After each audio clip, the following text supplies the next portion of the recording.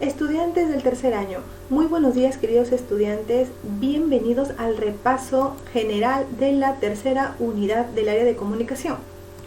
Muy bien, recuerden que el primer tema que trabajamos fue el verbo y sus criterios de estudio. Recuerden que los criterios del verbo son tres.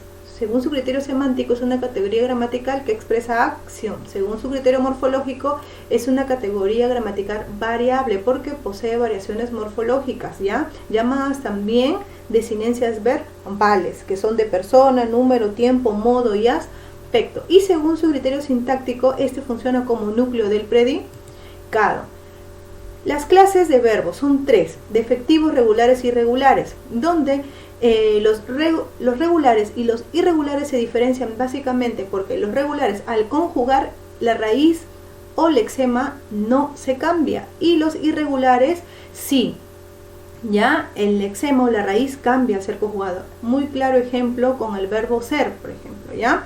Cuando decimos es, soy, somos, la raíz está cambiada, ¿cierto? Recuerda que el lexema o raíz es la parte invariable de la palabra que resulta al ser derivada o conjugada. Entonces el regular, ya al ser conjugada no cambia su raíz, el irregular sí, ya eso es lo que tenemos que nosotros recordar para poder entender ya las clases de estos verbos. Su conjugación son tres conjugaciones, ya la primera conjugación son aquellos verbos que terminan en ar, la segunda en er y la tercera en ir. Su perífrasis verbal, ya sabemos que la perífrasis verbal es una frase verbal, ¿ya? Y esta se compone, ¿ya?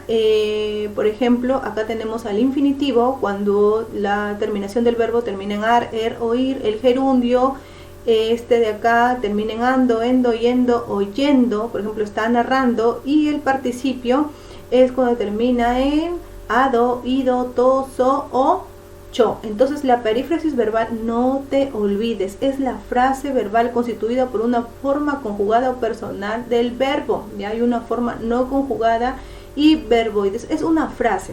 Ya acá tenemos claro ejemplo de los verbos simples y los verbos en sus formas compuestas. Simple ya sabemos de que son cuando está en una oración formada por un solo verbo, y la forma compuesta es cuando está de dos verbos, ya dos verbos que están el verbo hacer más seguido de un verbo, y la perífrasis verbal es cuando está utilizado por dos verbos, ya dos verboides que también pueden ser, ya saben, en infinitivo, gerundio o participio.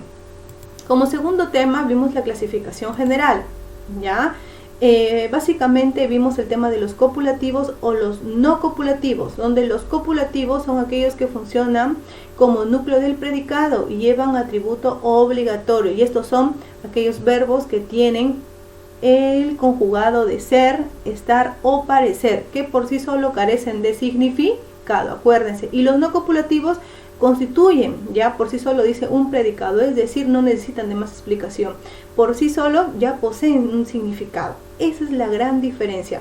Los copulativos o atributivos allí quedan, en cambio los no copulativos son los que ya tienen más subclases, como los pronominales, los transitivos, intransitivos, personales, impersonales, los principales y los subordinados, recuerden, ¿ya, chicos? De ahí vimos el tema de la literatura medieval. Ya sabemos que la literatura medieval, la obra más representativa es el Mio Cid, ¿ya? Y en el contexto histórico-social se desarrolla desde el siglo V hasta el siglo XV. ¿Y qué es lo que más predominó en este tipo de literatura, en la literatura medieval? La iglesia. Está dividida en tres periodos, recuerdan, la Alta Edad Media, el Medioevo y la Baja Edad Media. Las características es el teocentrismo, o sea, Dios es el centro de todo. La temática es lo heroico, lo histórico y lo religioso. La evolución lírica hacia su sentido subjetivo. Hubo una recesión científica, ya sabemos, y la exaltación de lo nacional, donde su obra más representativa son las obras de caballerías, ¿cierto? También tenemos a su vez los periodos, ya en los que se dividió. En el periodo del siglo XI se dice que aquí estaban, se podría decir que se daban o se transmitían a través de las jarchas, ¿ya? En el siglo XII, estas se transmitían a través del mestre de Julería, que era un poeta, ¿ya? y en el siglo XIII ya eran netamente difundidas por el Meister de Clerecía, que eran los clérigos. Los representantes de la época medieval, ya sabemos que la obra máxima o la más representativa es el Mio Cid. Ya acá tenemos los temas, recuerden que era el honor, la relación señor-vasallo y la religiosidad.